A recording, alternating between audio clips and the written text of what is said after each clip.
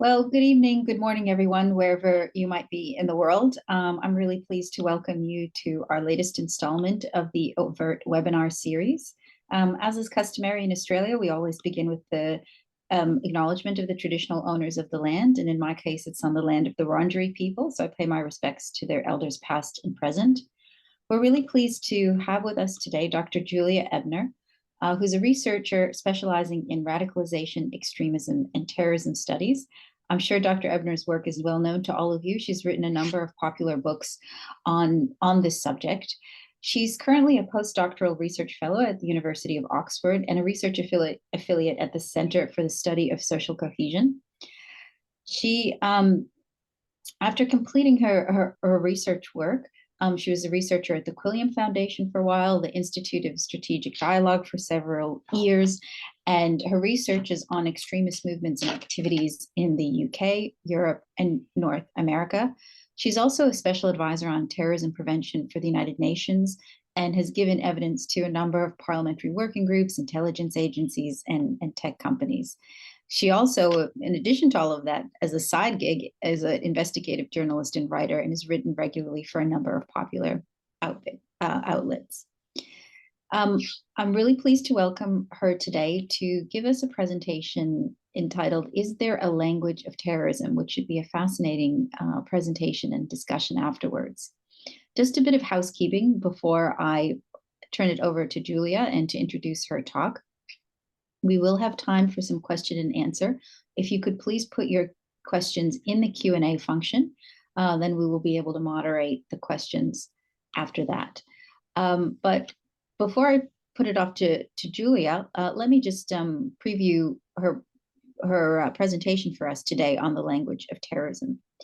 So Julia says that security experts have warned that both mainstream and fringe cyberspaces or alt tech platforms have turned into hotbeds for viral hate and inspirations for violence. This has left security services overwhelmed with the number of threats. However, we know that not everyone who makes explicit threats of violence will translate their words into action. So there's this intersection of satire and hate, which has escalated into a new phenomenon of political violence, which is gamified terrorism. So Dr. Julia Ebner, for this presentation, will give insights into psycholinguistic patterns of radicalization across different ideologies to help us unpack all of this. And throughout the seminar, she'll ask, can would-be perpetrators of extreme violence be reliably identified by their linguistic traces?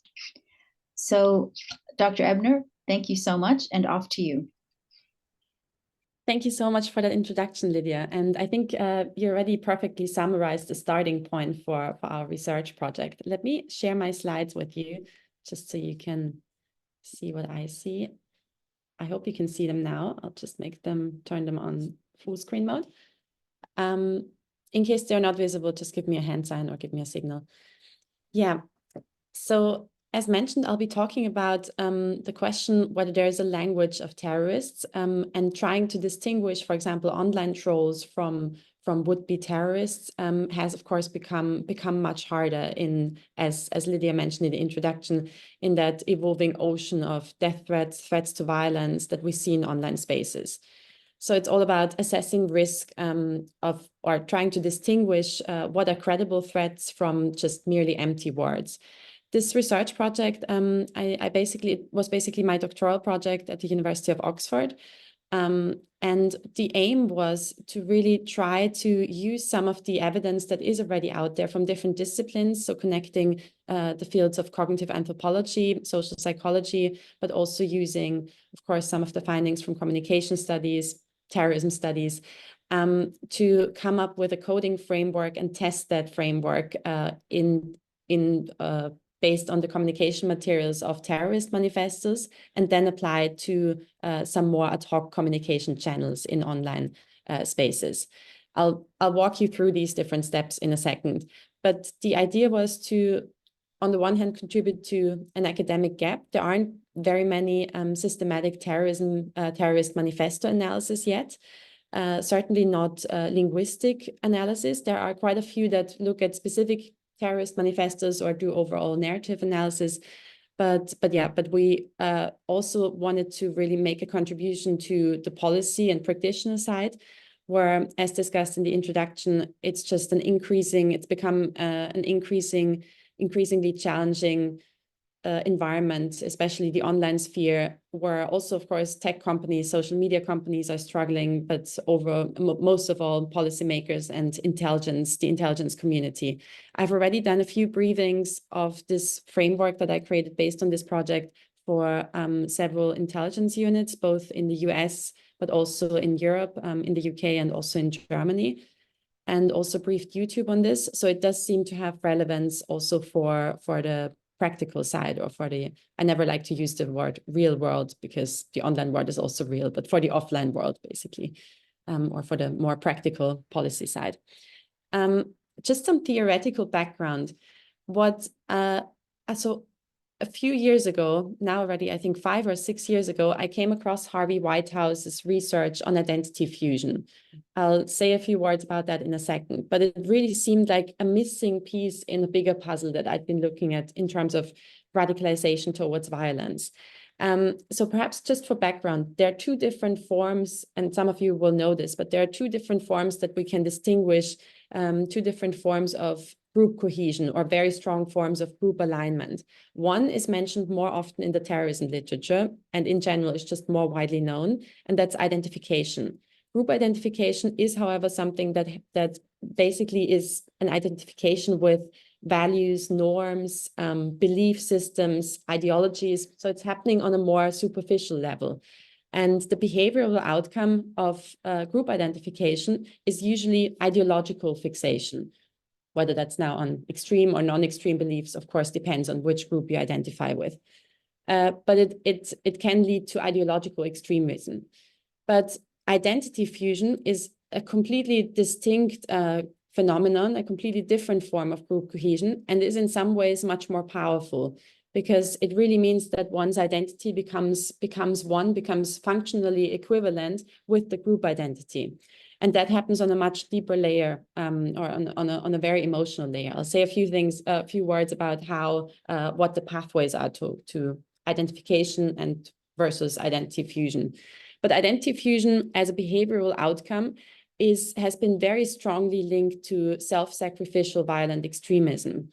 In itself, identity fusion is nothing harmful. It's a bit like ingredients to build an explosive, for example. The individual ingredients may not be harmful, but when it's combined with a few other factors that I'll show you in a few seconds, then identity fusion can be a very dangerous phenomenon.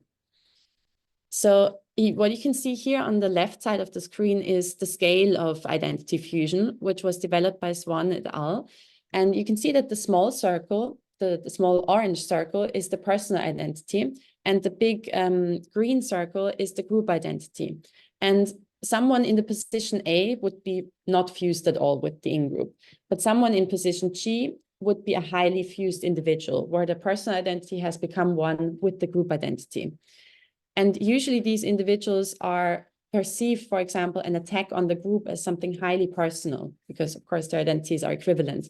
But also vice versa, they would perceive something that's a personal grievance or a personal frustration as something they would project onto a group level.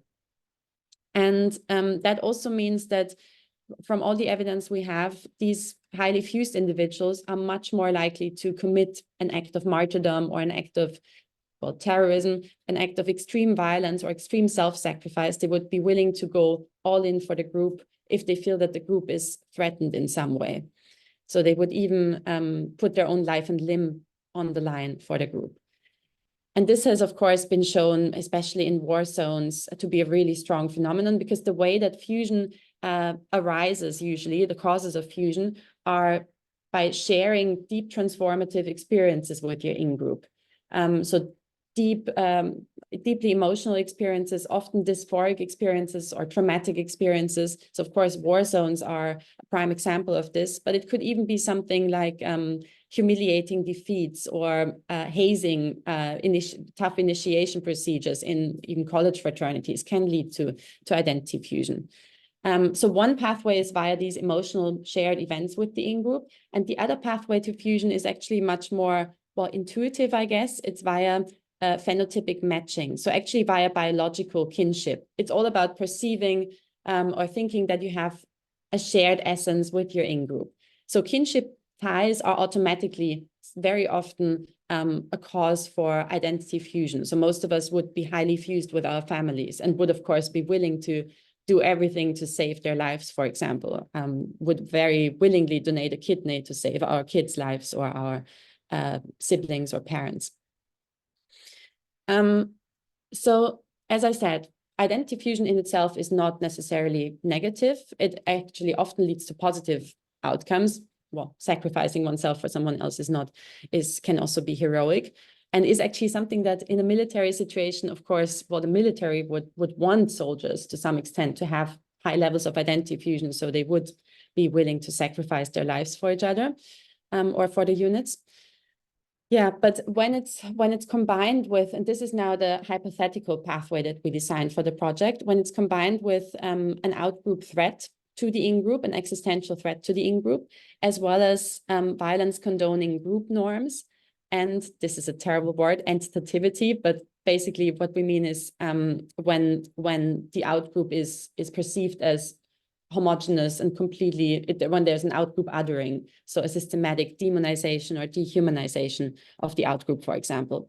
And together that these ingredients would make a toxic cocktail that could lead to self-sacrificial violent extremism. Of course, this is just one pathway. I also want to highlight that there may be other pathways, for example, rooted in mental health issues and some of the factors that I might say a few words about that in a second, but especially when it comes to pro-group self-sacrificial violent extremism, we believe that this is a very common combination, and I'll show you our results from the study in a second.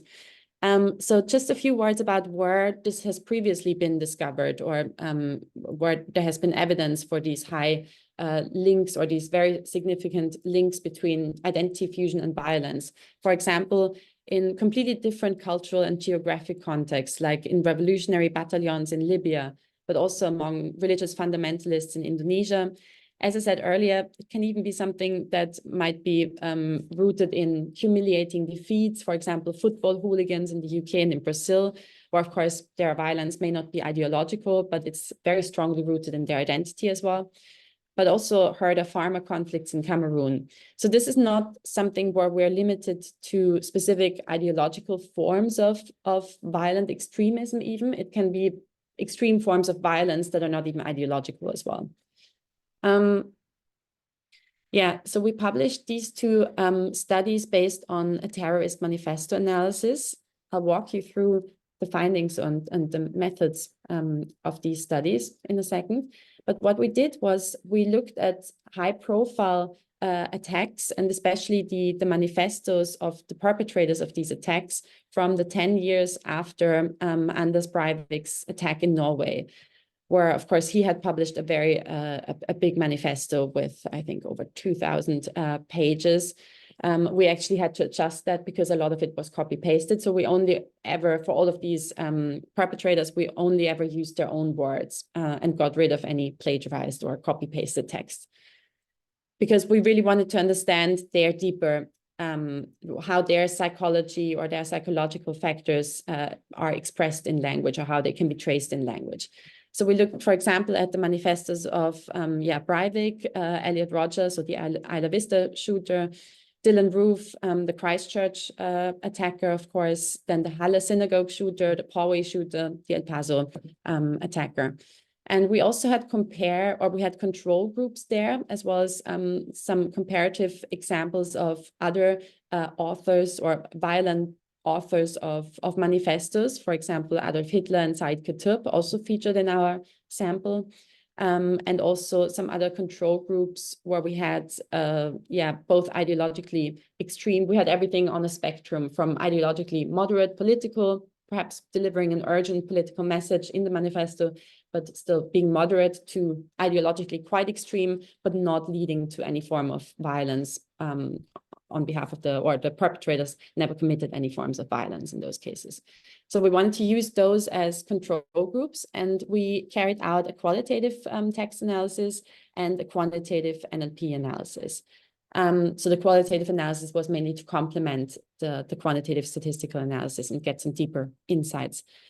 And before that, just a very quick look at our coding framework. So we used a lot of the factors that were mentioned prominently in the literature on terrorism, and you'll be familiar with probably quite a few of these narratives or these coding factors that we considered.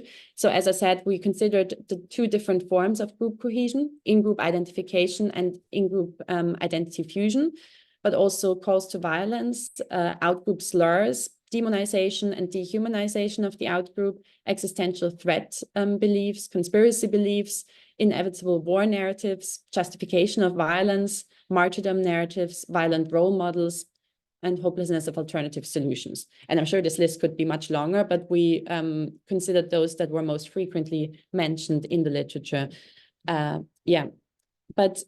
So we then tested this coding framework because we also had to find linguistic proxies for all of these. And we had a very high intercoder reliability rate of over 90% for these categories. We tested it with 2 expert coders and 24 non-expert coders. So we were happy with these results and proceeded to the next step, to the analysis. And here we found that indeed, in line with what we had expected based on the so-called fusion plus threat model, which is the model that my colleague in Oxford, Harvey Whitehouse, came up with, which integrates the existing theory and evidence about the fusion to violence link, where there's often this additional, this existential threat that actually turns identity fusion into something dangerous. That yes, we did find that identity fusion was a very common marker, was extremely common in the violent manifestos, in combination with a perceived threat to the in-group, whereas it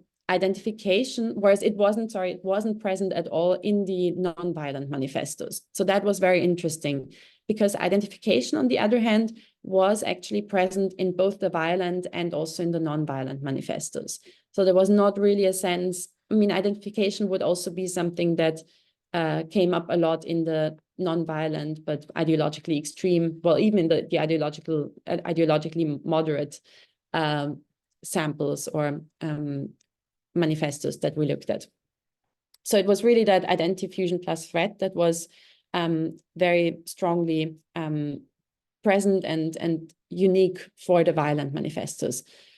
Here are some examples. What I'd like to show you is a few examples from these manifestos, some of the linguistic proxies for identity fusion and threat. So what I didn't mention is we were quite conservative in our approach for using linguistic proxies for fusion, only based on what's already been found in previous studies to be how fusion is expressed in language. And that's very often via kinship metaphors or kinship references to your in-group, because of course the new in-group that you're fused with almost becomes like new family. So metaphors also for shared blood are relevant, but very often we see kinship references. For example, something like my fellow white brothers, or these types of references. And indeed, we found that with Anders Breivik, he made repeated use of this kind of kinship language. For example, he wrote, this is just one of many, how many of our sisters have and will be raped by Muslims. So our sisters, of course, refers to, in his case, Christian, European, white sisters. Ernest, the Polway attacker, he wrote, to the true Anons out there, you know who you are. You are the product of Pol, the product of unadulterated truth. You are my brothers and the best dudes out there. Perhaps for comparison, also even in Hitler's texts and in Said Qutb's text, there was often that reference to brothers. So for example, Hitler often referred to the Aryan Germans as the German brothers, or this threat against the German brothers. And Said Qutb also highlighted that brotherhood among believers. So even in those texts, we actually came across quite a few of these references. Dylan Roof is also an example of the shared blood metaphor. There is good white blood worth saving in Uruguay, Argentina, Chile, and Brazil. Yeah, so we came across quite a lot of these markers, but we also had, of course, some of the other factors were also significant in the violent manifestos. So, for example, I will show you the analysis of the statistical tests that we did and of the statistical model. But if you want to have more details on that, I can also send that to you, because I know statistics might be a bit boring here. But yeah, so what we found to be also statistically significant in the violent manifestos was violence condoning norms, dehumanizing and derogatory outgroup portrayals, so basically slurs and dehumanizing language. Yeah, and demonization we also found to be present in a lot of the violent manifestos. Here you can see the findings. As I said, I'm happy to share my slides, and obviously you can also look at the papers where you have all the details. But it was, oh, sorry, now I did something. Skip to the next slide, sorry. Yeah, but I already mentioned, so the factors that were really interesting to see together and actually strengthened that initial hypothesis, that hypothetical pathway that I showed you, was, of course, identity fusion in combination with threat outgroup entitativity, or this outgroup othering in the form of slurs, but also demonization and dehumanization, as well as violence justification, or a perception of there not being any alternative solutions to violence, which falls under, broadly speaking, violence condoning norms. Conclusions from this and implications, we do think that this study can potentially complement existing threat detection frameworks and tools. I know that there are many out there, and there's already some really good research that has been published, and some of the intelligence communities, or the different intelligence agencies, from what I know now from my engagement with them, use their own tools, and they all have different tools. But I do think that there is potentially there is potential to also integrate this, especially the finding on identity fusion, into these frameworks, because that might be something that's new. Of course, outgroup dehumanization, violence condoning norms, that's something that's already quite well known and quite well integrated into a lot of these frameworks. But what our aim was also with this new model or framework was that, of course, the landscape is changing rapidly, and it's getting harder and harder for the security services and for the intelligence community to trace or to distinguish between, as I said, between credible threats and empty threats, and to trace someone who might be willing to use violence, or to find the needle in the haystack among all these online users, and allocate resources to the most risky or most dangerous movements or individuals. So I think also our framework, I wouldn't say that it's able to predict who's going to commit an act of violence, by no means, but it might be able to predict risk, both on a group level and also potentially on an individual level. So it's more about helping with resource allocation, for example. And I guess there are several trends on a technological, but also an organizational and a cultural level that I just briefly want to mention, where I think some of the traditional ways of measuring risk of violence have become less useful, I guess. For example, that weapons possession is much harder now to trace because of improvised homemade weapons, including even 3D printed weapons, because it's harder to look at, for example, someone's weapon smuggling activities, because often they might just improvise on the day of the attack or in the days before the attack and go out and commit an act of violence. But also the same is true with post-organizational online structures, where it's not really that useful anymore to look at traditional movements, to look at membership of violent terrorist groups or violent extremist groups anymore, because a lot of them will come from the more post-organizational loose online networks. And then also, of course, which has been mentioned, the use of satire, trolling, and also gamified communication, which blurs the line between what's actually really a threat and what's perhaps a really badly made joke, or just a a very a very strange form of trolling or mimetic warfare or something similar.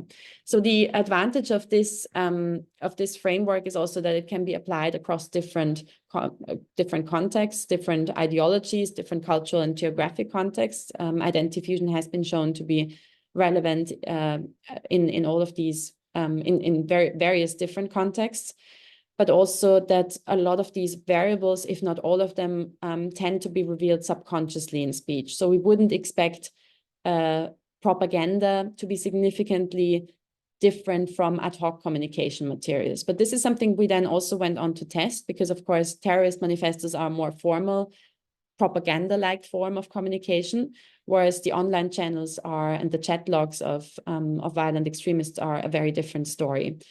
But we actually then looked at online groups and we scraped a range of different groups across the violence spectrum to test whether our framework applies and predicts, ex post of course, but predicts the level of violence that these different groups were tied to in the offline world. And so we looked at, we scraped Iron March, which of course was this violent neo-Nazi forum that had a lot of links to known terrorist organizations and terrorist activities, for example, to the Atomwaffen Division and National Action. Then we also scraped, kind of sitting somewhere in the middle, the channels of the Charlottesville organizers, where of course there was violence, but not to the same extent as the national, the Iron March users would be tied to violence. And we also scraped a whole range of other alt-right and far-right groups, as well as control groups, which were the just moderate religious discussion platforms, Third Hour and Islamic Board, where there have been no known links, at least, to violence, as well as an average football forum called footballforums.net. So it's just a hobby community, no specific ties to hooligans. Of course, you can never rule out that there are a couple of individuals there who have used violence. And one of the case studies, I mean, I'm only going to speak about one of the case studies we did, but feel free to also ask questions about the other groups that we analyzed. But QAnon, I think, is an interesting one because, of course, it's been quite controversially discussed. There have been lots of known links to violence, both just looking at the US in terms of murders, kidnappings, armed standoffs that have been linked to QAnon. QAnon followers, but also participants in the Capitol insurrection. There, QAnon played a big role. So there is, of course, this ongoing debate, and I would say it's still ongoing, both in academia and in the policy world, about whether or not QAnon should be seen as a significant threat to national security. And for example, Amarasingam in Argentina argued, yes, QAnon presents a novel challenge to the security forces and is indeed a domestic terror threat in the making. Whereas Maskalenko and Macaulay argued the opposite and said, well, actually, QAnon de-radicalization efforts are a waste of resources and it's potentially dangerous to exaggerate the QAnon threat. And this is mirrored in the policy world as well, where we see that different countries have really taken different approaches to dealing with QAnon. For example, Germany and Norway take it quite seriously. They've even introduced a new category. For example, the German Verfassungsschutz introduced a new category of anti-government and anti-democracy extremist groups, Staatslegitimierer, where QAnon definitely is a key piece of that. And of course, now in the US, the term has been introduced of salad bar ideologies, which also kind of fits these ideologically fluid movements. In the UK, it's more the term mixed, unstable, and unclear, MUU. But also, there have been many governments who've been very hesitant to label QAnon specifically as a violent extremist threat. So the aim of this study was to assess whether QAnon should be seen as a national security threat or what's the level of the threat it poses, and also to further refine and test the framework or the model that we created. So we carried out, again, a quantitative analysis of the group, the QAnon group, The Great Awakening, on the gaming platform Discord, as well as complemented that with an ethnographic qualitative analysis of 10 QAnon channels in different languages, in English, German, and French. And what we found was that indeed the Great Awakening community seemed to be, based on our violence risk assessment, based on our predicted violence risk, seemed to be quite high in terms of the risk based on all the factors that we considered. But less high, as expected, less high than Iron March, that violent neo-Nazi forum, but definitely much, much higher than our other control group, the moderate, nonviolent Mormon discussion forum, Third Hour. We then, when we looked deeper into the different channels, we also found that they had quite widely varying levels of predicted violence risk. So some of them were quite high on the scale and others were relatively low.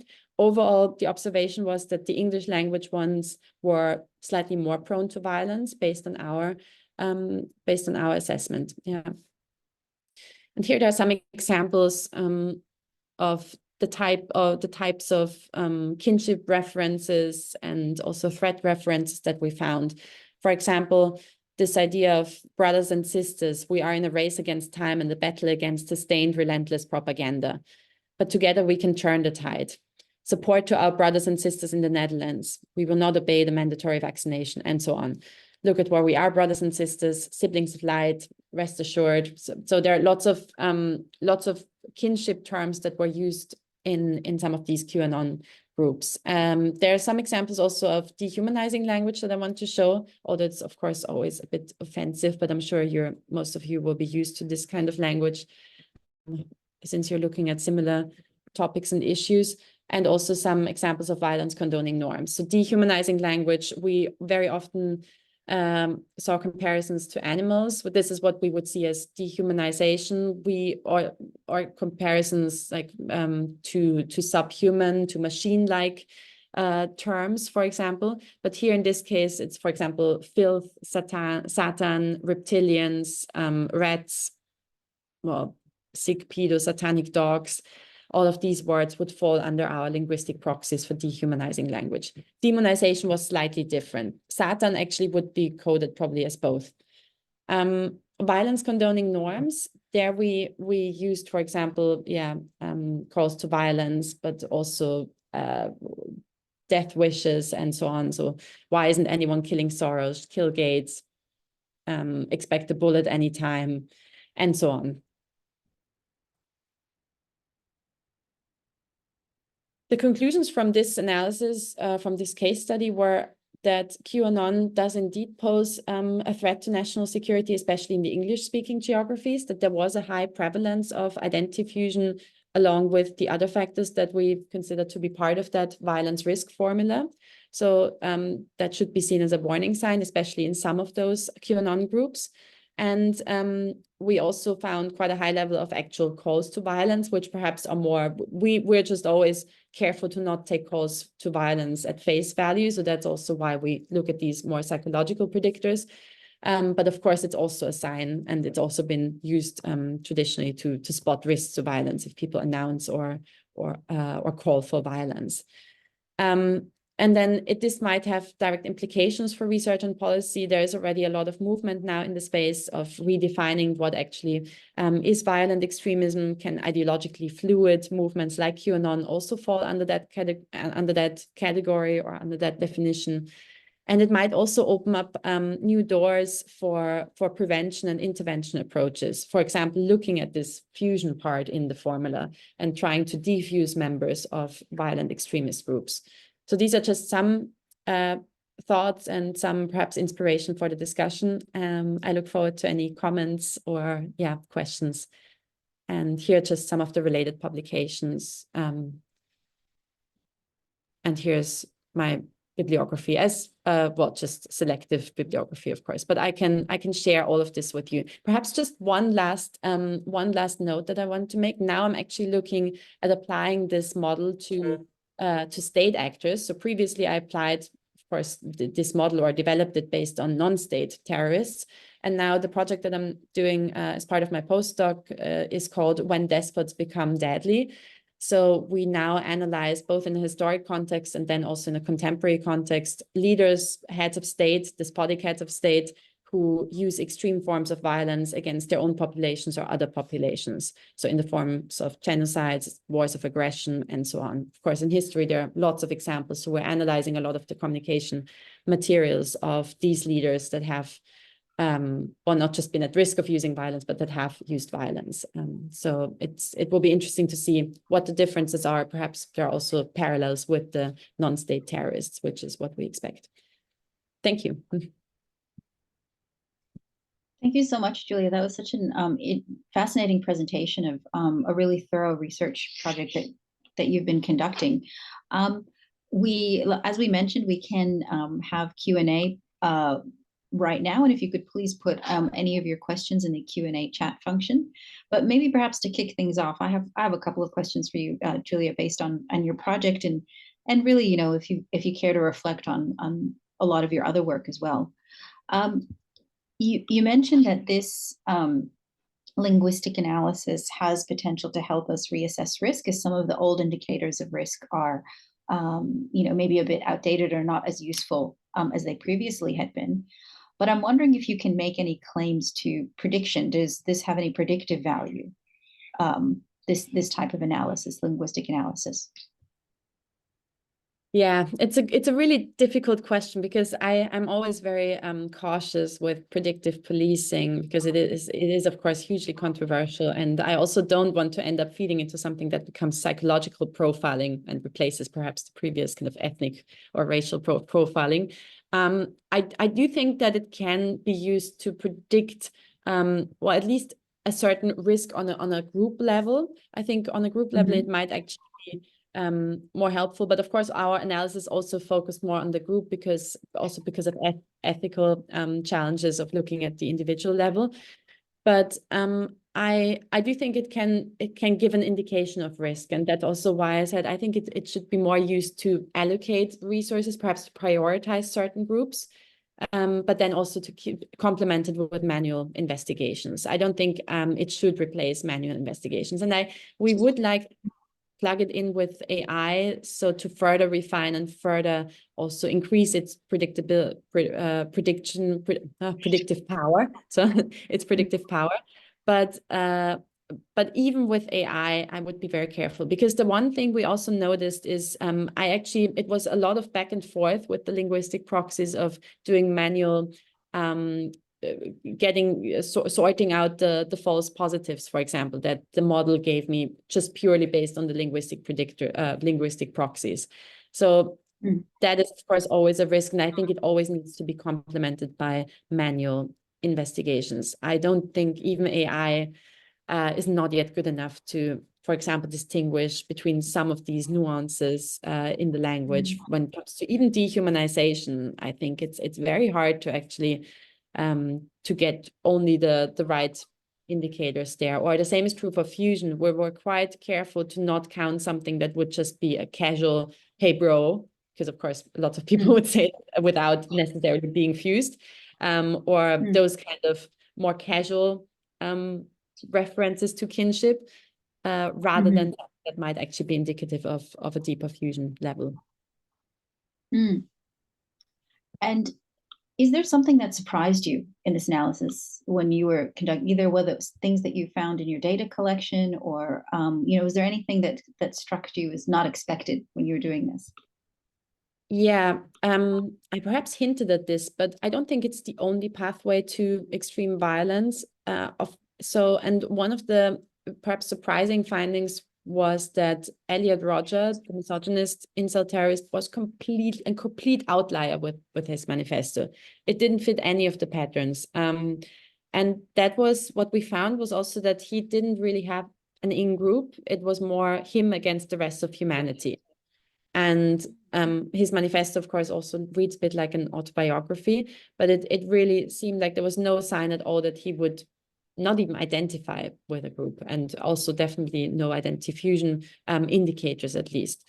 So it seemed like perhaps, and that's why I mentioned the other potential pathway, which is more focused on mental health and more focused on actually not pro-group, but more selfish reasons to go, or either selfish or just roots in mental health issues that are very much attached to that individual, reasons to use extreme forms of violence. So I think there's the pro-group pathway, and this is also something we're now considering in the project that I'm doing now, looking at state actors, where it seems like there are two pathways. One is the more based on the ego, or based on often narcissistic personality disorders or other personality disorders or mental health issues. And the other pathway is rooted in identity fusion and that pro-group pathway. And it seems like these two are very strongly present, one or the other. And in some of the cases, it's also a dual pathway, where we have the hypothesis that that might actually be the most dangerous or most powerful combination if both of these pathways come together.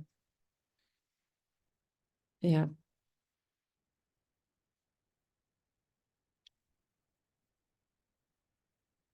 But perhaps maybe one more word about the incel community, because I said this was surprising to find this for Elliot Rodger, but I think it might also say something about the incel community at large, because of course, a lot of these individuals feel like they're complete loners. They have a very nihilistic ideology. They also feel like it's them against the rest of the world. So there's also perhaps a loneliness issue there that needs to be addressed, and where I almost feel like that might explain why that was such an outlier. It is very interesting, because I think remembering some of the things that you had written in the past around the need for belonging and for community is one of the big drivers. This does seem like a very interesting outlier. Or would you to kind of follow on that chain of the question? Would you find that what they're doing is related to community seeking, or rather this does seem to be some very different form of kind of individualistic, nihilistic pathway? Yeah, well, for incels, I'm just not sure, because also having now spent quite some time looking at how they communicate, it also is a very they're very mean to each other, and it doesn't seem like they form very strong group bonds in incels compared to other channels. Also, of course, the platform, even the platform architecture of the incel forums, at least, doesn't lend itself to forming deeper bonds. It's not like a closed Discord channel or Telegram channel where you actually have more engagement with the same people all the time, and where it's much closer knitted community. But also just the way that they sometimes are completely ruthless, and even to each other, and even encourage each other's suicide, and are just perhaps that's also a slightly different atmosphere than some of the other On the other hand, what we did find is that, of course, self-help forums and a lot of extremist groups and online forums would initially be framed almost as self-help forums, including Incels was, of course, initially more of a self-help forum, but also some of the others lend themselves to sharing grievances that are then perceived as shared with the in-group, and then that can then also give rise to identity fusion. So even in the case of incels, perhaps some of the users do have higher levels of in-group fusion because of this sharedness of grievances or of traumatic experiences. For example, when they have experienced humiliation or pushbacks from girls that they were in love with, or something along those lines. I think that could play a role, because that's usually the causal mechanism for identity fusion. But we see that very strongly in some of the white nationalist and alt-right channels, that this sharing of grievances and of perceived victimhood, of course, that's also something that is mentioned in the literature. But when that is shared on an in-group level, it can sometimes give rise to identity fusion. Interesting. So it speaks to some of the variation across the different kind of community or ideological and language groups. Perhaps if, maybe we can end with a final question. If you might be able to tell us a bit more, preview some of the research that you spoke about around taking a look at state actors. Yeah. Now this is, we started this project in January. So we now look at a sample of 10 historic leaders, and we'll then, we'll basically test and adapt the framework. So of course we look at the heads of state that have committed crimes against humanity or genocides and have been convicted in the International Court of Justice or in similar international trials. So of course we have the big names there like Hitler, Stalin, but also we don't use Pol Pot because we have the brother number 2, who was basically the person apparently more responsible or in charge of the mass atrocities and the violence in Cambodia. But we also have the the former kind of Serbo-Croatian leader, Milosevic, from the Bosnian genocide. We start with the Ottoman Empire with the Armenian genocide and Talat Pasha. And we also have Yahya Jammeh from the Gambia. We have Theonesta Bagosora from the Rwandan genocide. So we really try to cover quite a diverse range of extremely the most extreme acts of violence against either their own populations or other populations that we can find in the last century, in the 20th century and early 21st century. And we then, in the next step, will try to apply or see what the outcomes are in terms of the variables that are most statistically significant in their communication materials. So we analyze some of the archival materials, their speeches, interview transcripts, but also internal meeting notes and so on. And then we'll hopefully apply the outcome, the framework that comes out of this to contemporary heads of state. Because of course, it's been quite to some extent, sometimes quite hard to see, for example, to understand or assess whether Kim Jong-un, for example, is serious in his threats. But of course, also predicting violence of state actors were, it just wasn't, it came, to some at least, it came as a surprise, for example, the invasion of Ukraine, or the really heavy scale atrocities that are now happening in Gaza.